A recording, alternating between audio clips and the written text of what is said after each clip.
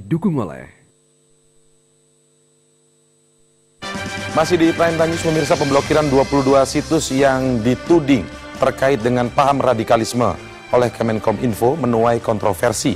Namun BNPT menilai langkah yang dilakukan pemerintah tersebut efektif untuk menghambat paham radikalisme di Indonesia.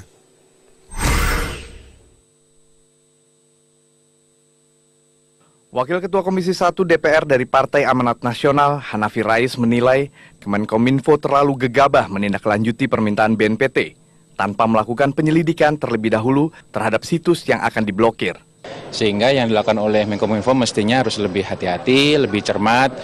Jangan sampai dicap bahwa pemerintahan sekarang ini melalui Menkominfo itu mengidap yang namanya Islamofobia. Ya, itu harus hati-hati. Jadi sebelum terlambat sebaiknya diklarifikasi lagi, dan Komisi 1 nanti akan mengundang Menkominfo untuk menjelaskan ini. Namun mantan Kepala BNPT Ansyad Mbai menilai pemblokiran situs oleh pemerintah sudah tepat.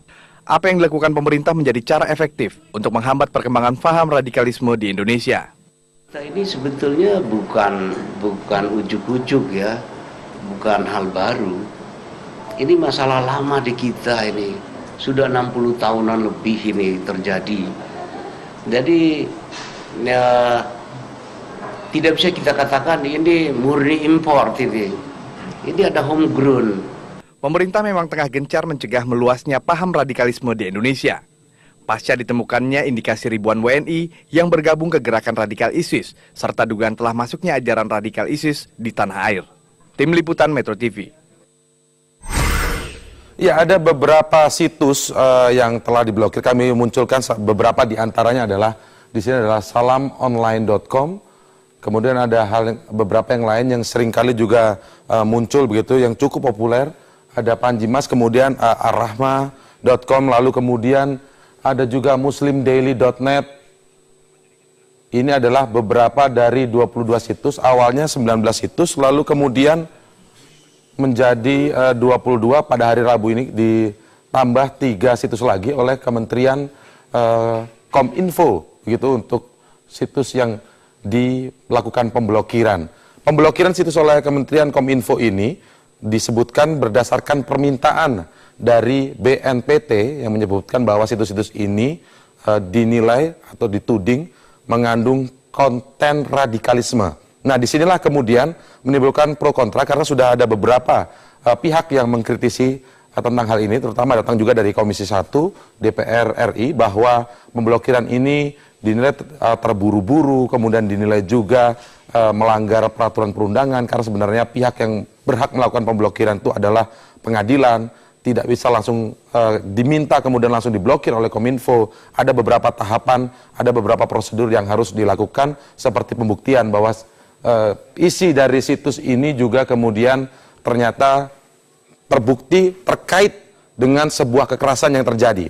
Jadi prosesnya panjang. Nah, bagaimana kita membahas ini? Dan apa sebenarnya kriteria dari radikalisme yang digunakan untuk kemudian melakukan pemblokiran situs-situs ini yang jumlahnya sudah ada 22 situs. Kita akan berdialog langsung dengan narasumber saya yang sudah ada di studio, anggota Komisi 1 DPR dari fraksi PKS.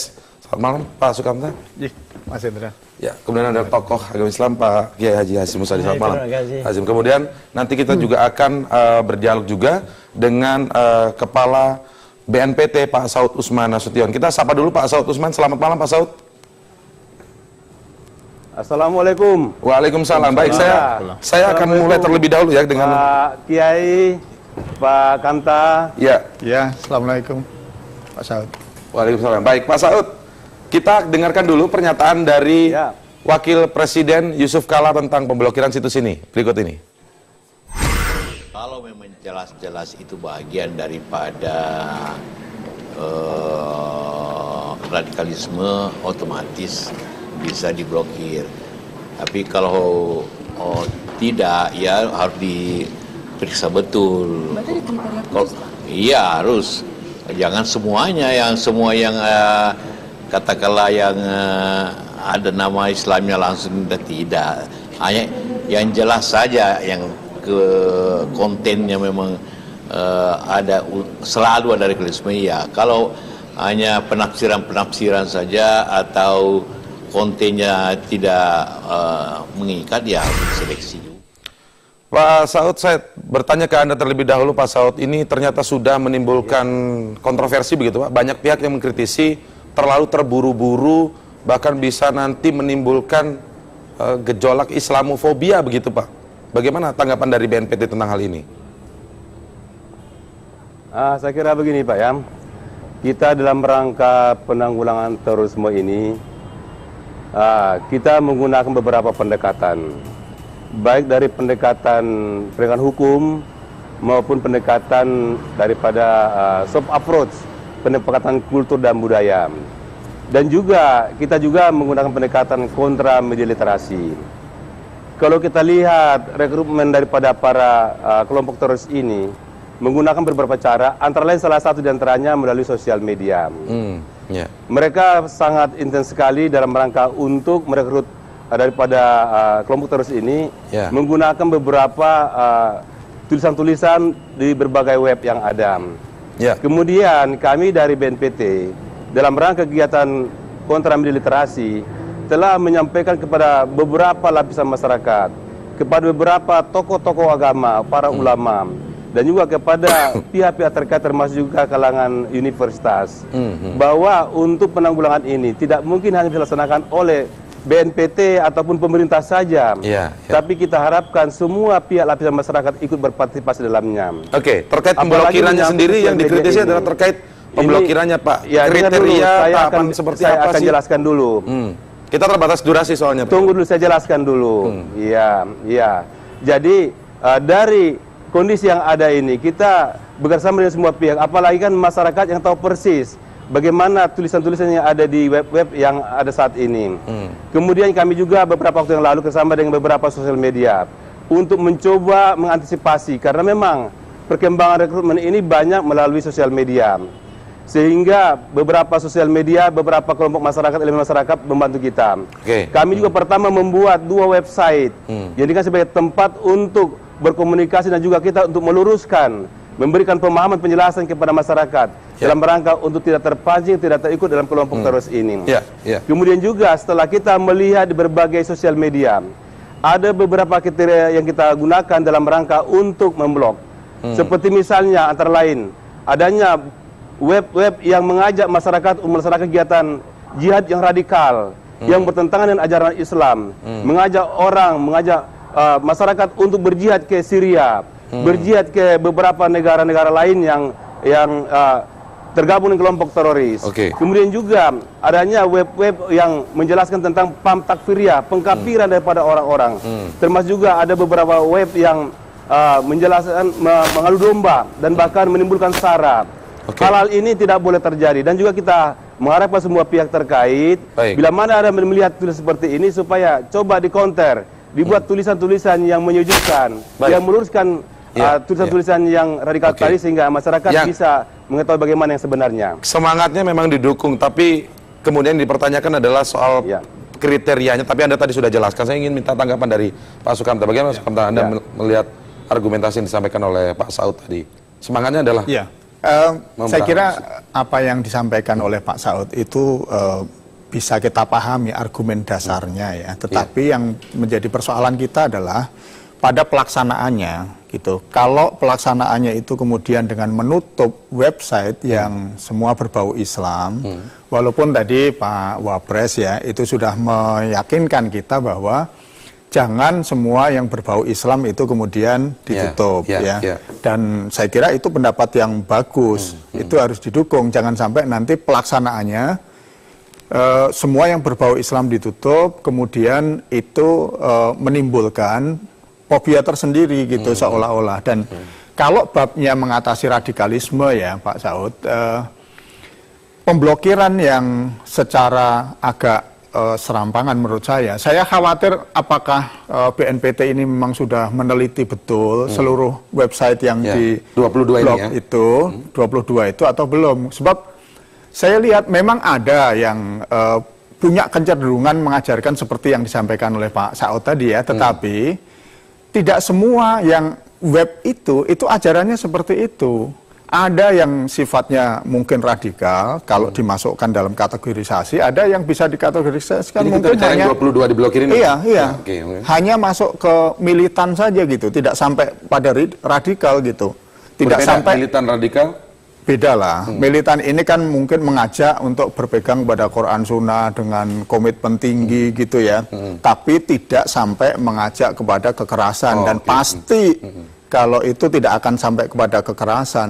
Nah, kalau ini juga ikut ditutup, khawatirnya nih, khawatirnya ini justru akan menjadi bahan bakar tersendiri gitu loh. Bahan bakar untuk? Bahan bakar untuk semua pihak, orang-orang yang awalnya pengen berislam dengan baik, kemudian merasa dihambat oleh pemerintah gitu, karena bagaimanapun juga kan BNPT, Kominfo ini kan mewakili pemerintah.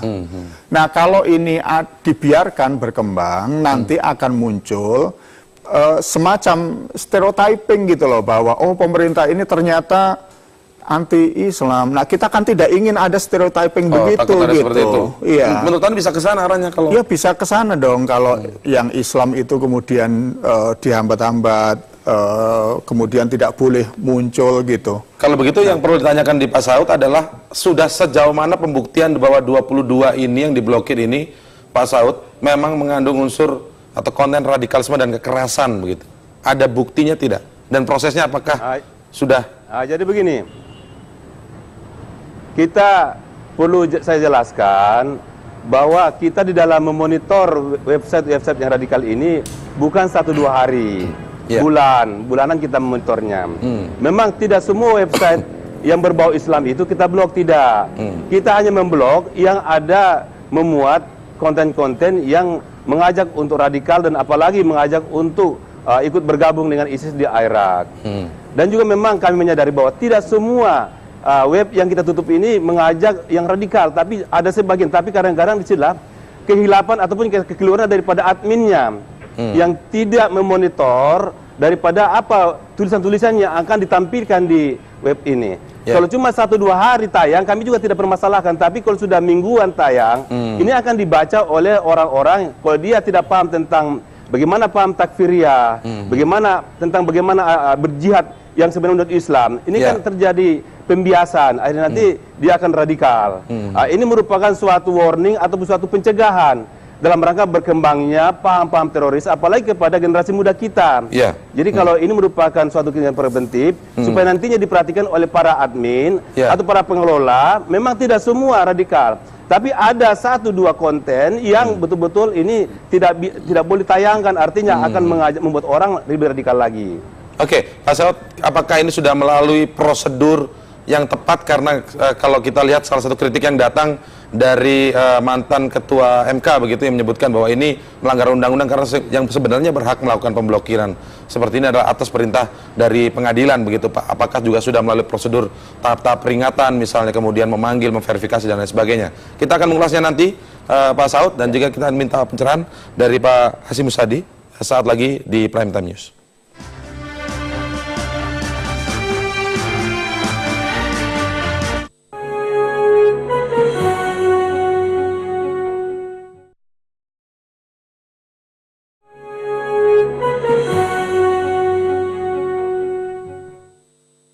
Didukung oleh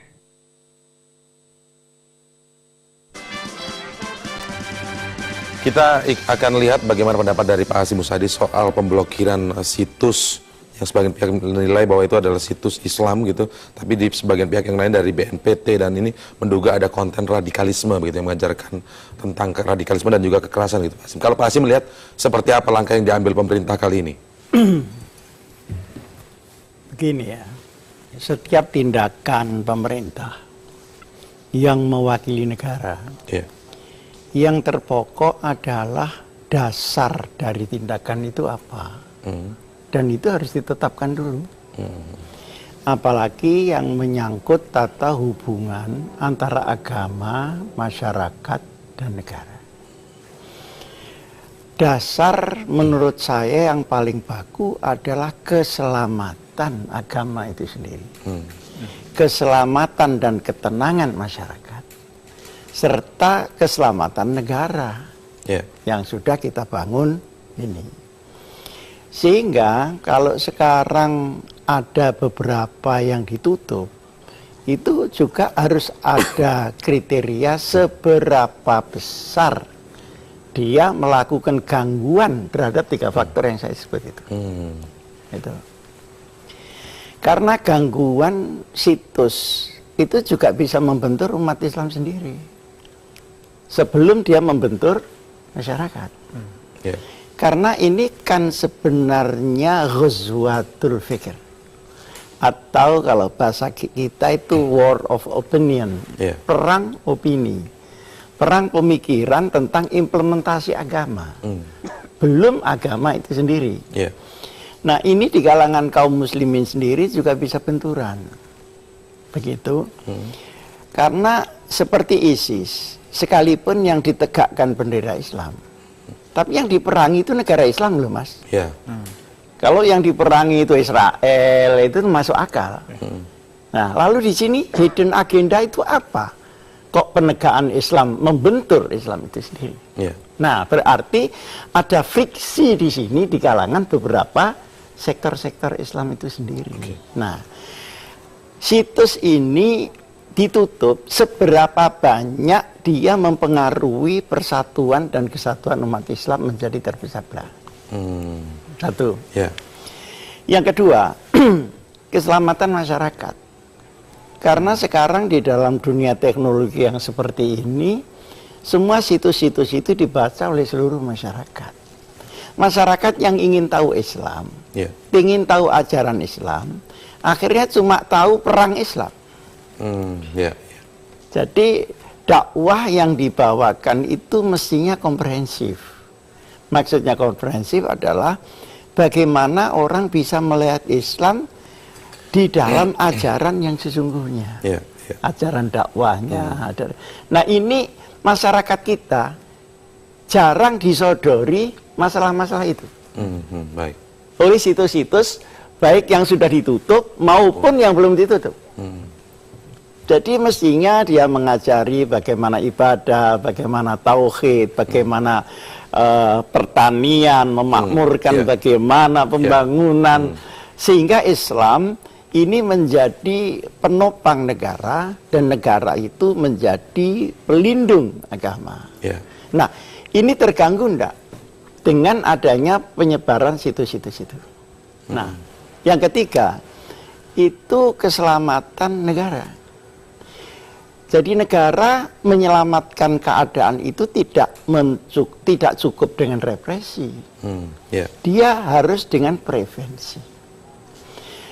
Kalau di dalam pikiran-pikiran perang ideologi ini dibiarkan mengkrisal masing-masing dan sama besarnya, maka bisa dihitung dia pada pada waktu menengah atau jangka panjang dia akan terjadi konflik. Dan itu bisa di kalangan negara Islam sendiri. Nah, saya ambil contoh. Kenapa Iran itu aman? Ya karena semuanya Syiah. Kenapa Saudi itu aman? Karena semua Wahabi Salafi. Tapi ketika negara itu terbelah dua, apalagi 3, 4, seperti di Indonesia dan sama-sama mempunyai power, maka di sini dapat dihitung bisa menjadi konflik di kalangan umat Islam sendiri dan kemudian membentur masyarakat, menyulitkan negara. Maka saya berharap begini, perkara itu prosedurnya memenuhi hukum apa tidak, saya tidak ahli di bidangnya. Tetapi menurut saya, dalam benak saya, keselamatan agama, masyarakat dan negara ini dibahayakan enggak dengan ini? Dengan maksudnya penutupan situs ini atau dengan adanya situs ini? Dengan adanya tentu. Dengan adanya situs ini. Kalau penutupan itu ya jengkel aja, terus nanti 2 hari lagi juga bikin situs lagi. Nah, ditutup jadi belum tentu menjawab persoalan begitu. Nah, oleh karenanya sebenarnya yang perlu penanganan di Indonesia itu adalah prevensi dari hulunya. Mestinya kalau war of opinion, ghazwatul fikr ini harus dimulai penguatan negara dan pemerintah terhadap mindset pemikiran yang moderat, yang menjamin keselamatan agama, masyarakat, dan negara. 3 itu tadi. Nah, ini tidak ada langkah pemerintah untuk memperkuat itu. Cuma menunggu kalau ada ribut ditangkap. Nah, kadang-kadang ribut langsung mikir anggaran, kan begitu. Maksudnya seperti itu. Nah, ini saya berharap negara ini memperkuat pemikiran-pemikiran Islam yang Indonesiawi. Bukan Islam Indonesia, tapi penerapan Islam itu menjamin keselamatan negara kesatuan, menjamin. Ini sudah disampaikan ke Presiden, Pak? Berkali-kali. Sudah berkali-kali ini. Sudah. Karena Pak Hasim kan posisinya adalah One Team Press juga. Tetapi ini belum tersentuh. Mestinya seperti Muhammadiyah, seperti NU, ini adalah organisasi Islam made in Indonesia. Karena dia tumbuh sebelum revolusi 45. Dia merasa betul bagaimana sulitnya mengatur pluralitas, bagaimana sulitnya mempersatukan Indonesia. Maka pemikiran-pemikiran Islam secara perlahan-lahan disesuaikan oleh kemaslahatan 3 hal itu. Nah, sementara yang datang-datang sekarang ini euforia karena di negara lain kok perang, masa kita tidak perang, begitu kan repot begitu. Mindsetnya jadi ke sana malah. Nah, gitu. Sehingga yang kita harus kembangkan adalah universalisme Islamnya, tapi bukan transnasional Islamnya. Baik, kita kembali ke Pak Saud untuk mempertanyakan kritik begitu Pak Saud. Jadi sebenarnya ini sudah seperti apa prosedurnya? Apakah sudah pernah melalui tahap peringatan, memverifikasi langsung pemilik atau mungkin pemimpin redaksi dari situs-situs yang diblokir ini jauh-jauh hari sebelumnya? Atau ini langsung minta saja ke Kominfo dan minta langsung diblokir begitu sebenarnya? Pak Saud. Saya kira kalau kita berbicara masalah di dunia maya ini, tidak sama seperti kita berbicara di media elektronik ataupun media cetak. Kita tahu persis di mana kantornya. Ini juga yang pengelola situs ini kita juga nggak tahu persis di mana. Ini problem kita. Saya kira bukan itu permasalahannya. Sekarang bagaimana kita, upaya kita secara preventif untuk meniadakan adanya ajakan-ajakan melalui tulisan-tulisan yang ada di website-website ini yang mengarahkan orang untuk berjihad dalam rangka kegiatan teroris. Itu yang utama. Kemudian juga bagaimana supaya paham-paham takfiriyah ini jangan dikembangkan. Ini kan membuat permusuhan. Yang tahu persis siapa kita yang paling benar kan Allah Subhanahu wa taala. Tapi kalau dikembangkan paham-paham takfiriyah ini membuat orang nanti akan ketakutan dan juga tidak tahu siapa yang benar segala macam. Ini upaya kita dan juga untuk menghindari supaya tidak terjadi adanya kegiatan yang bersifat sara atau membuat permusuhan sama umat beragama. Ini kita harus antisipasi. Maka diharapkan partisipasi semua pihak dalam rangka untuk bila mana dia melihat ada suatu tulisan atau web yang sifatnya radikal bertentangan ajaran agama Islam, tolong diluruskan. Tolong diluruskan. Tulislah di situ yang menyejukkan dan yang meluruskannya. Sehingga nantinya masyarakat kita yang membaca tidak hanya membaca yang radikal. Jadi prosedurnya tidak bisa sama dengan Yasin Musadi tadi. Prosedurnya tidak bisa sama memperlakukan dengan seperti media-media lain begitu Pak ya? Karena menurut Anda ini kantornya saja tidak jelas, pemiliknya siapa juga tidak tahu begitu ya Pak? Ya. Kemudian juga kadang-kadang hanya adminnya yang tidak jeli melihat mana yang harus ditampilkan dan mana yang tidak. Hanya kadang-kadang tulisan ini masuk secara global begitu saja. Seharusnya admin harus betul-betul bisa menseleksi. Kalau ini seandainya membuat suatu masyarakat kita terpengaruh untuk sifatnya teroris, supaya jangan ditampilkan. Ini merupakan suatu kegiatan preventif kita dalam rangka supaya masyarakat tidak lagi terikut-ikut dengan kelompok ISIS. Kita sudah lihat banyak sekali korbannya. Baik, Pak Sukamta itu sebenarnya Pak Sukamta. Dan juga dari hasil pemeriksaan kita kepada para ide dasar Pak Saud dari hasil pemeriksaan kita kepada para kelompok-kelompok teroris ini. Ide dasar Pak Saud ini bisa dipahami, tetapi ada banyak persoalan yang ada di situ, Pak. Yang pertama misalnya bab klasifikasi. Mana website yang mengancam, mana yang pro kekerasan, mana yang sekedar militan. Menurut saya kita ini perlu mencari lembaga yang punya otoritas, Pak. Saya nggak yakin BNPT itu punya otoritas di bidang itu. Nah, kalau melihat dari pernyataan Pak Saud tadi, itu kan terbukti. Ada web yang dasarnya bagus, cuman ada salah adminnya gitu. Kan kalau begitu, solusinya kan nggak harus ditutup tuh. Kan seperti ada rumah, ada tikusnya, solusinya membakar rumahnya. Mestinya, oke lah dikasih peringatan dulu gitu. Walaupun tidak ada alamatnya, tetapi kan alamat online-nya itu kan ada. Masih bisa komunikasi secara virtual gitu. Jadi nggak ada alasan secara teknis. Secara teknologi bisa gitu. Jadi menurut saya BNPT perlulah mengundang lembaga keagamaan yang punya otoritas, misalnya MUI.